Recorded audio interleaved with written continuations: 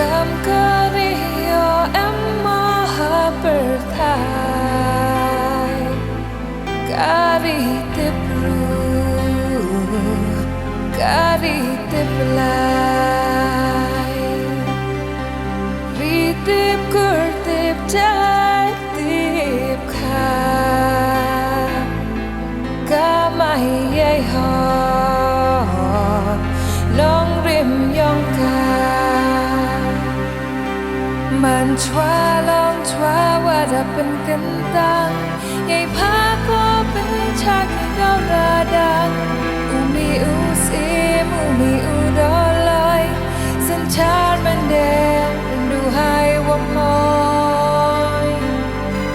Du hai wam hoi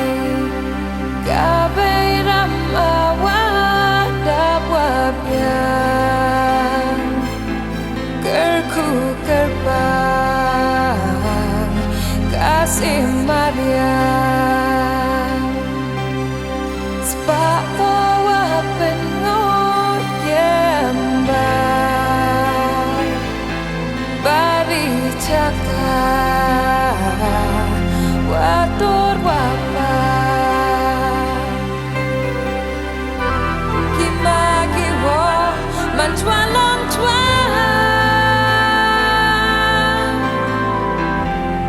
Yap kinay bang yong piyong nga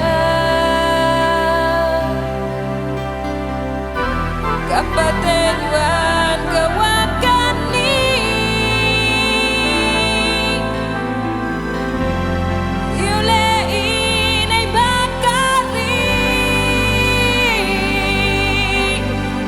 Kam kariyo em mahaperthai Kari tibru Kari tiblai